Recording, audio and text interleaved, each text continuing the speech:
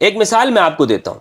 یہ جو ابن تیمیہ نے طلاق ثلاثہ کے اندر شیعہ والا موقف اختیار کیا، آپ کو معلوم ہونا چاہیے کہ اہل سنت والجماعت کا موقف یہ ہے کہ ایک شخص نے اگر 3 طلاقیں دے دی اپنی بیگم کو، طلاق طلاق طلاق، تو اس کی بیگم نکاح سے طلاق بائنہ ہو گئی، مغلظہ ہو گئی، نکل گئی، بالکل وہ جدا ہو گئی ہے. اب یہ عورت اس کے اوپر اپنی بیوی جو ہے یہ حرام ہے، یہ طلاق اس سے وہ بیوی جدا ہو گئی.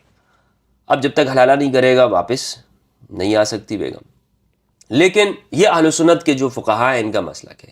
لیکن دوسری جانب اہل البیت علیہ السلام کا جو ان سے جو منقول ہے، فقہ جعفریہ آپ اسے کہہ لیں، یا شیعہ جس فقہ کو فالو کرتے ہیں، پیروی کرتے ہیں، اس میں یہ ہے کہ 3 طلاقیں ایک ساتھ دینے سے طلاق واقع نہیں ہوتی ہے، بلکہ طلاق دینے کا صحیح طریقہ ہے کہ آپ اس کو طہر کی حالت میں دیں وغیرہ وغیرہ. یعنی 3 طلاقیں ایک ساتھ 3 شمار نہیں ہوتی ہیں، بیگم پھر بھی نکاح کے اندر موجود ہوتی ہے.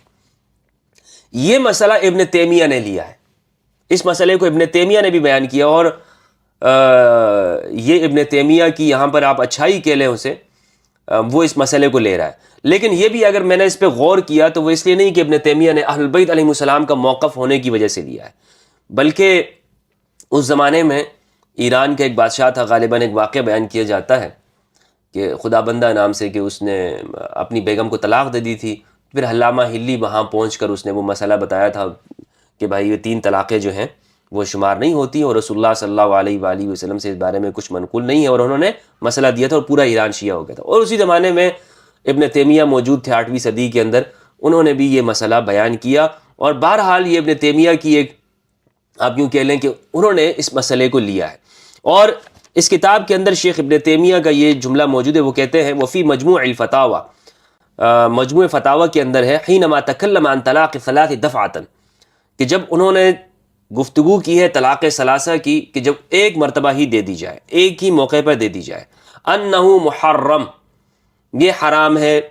ابن تیمیہ کہتا ہے کہ 3 طلاقیں ایک ساتھ دینا کیا ہے؟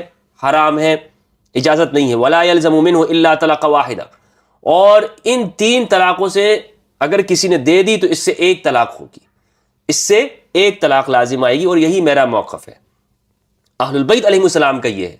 جب یہ مجھے معلوم ہوا ہے تو میں دوسروں کی جانب نہیں جاؤں گا، نہیں بھائی 3 طلاقیں ایک ساتھ ہو جاتی ہے، لہٰذا 3 طلاقیں جو ایک ساتھ دینے کی بات ہے یہ درست بات نہیں ہے. اور یہ ہاں ہمارے اہل سنت کا ہے، مگر جب اہل البیت کا قول موجود ہے جو کہ ابن تیمیہ لے رہا ہے، ابن تیمیہ جیسا شخص جو کہ اہل البیت علیہ السلام کی قول کو لے رہا ہے، تو پھر مجھے اور آپ کو بھی لینا چاہیے نا.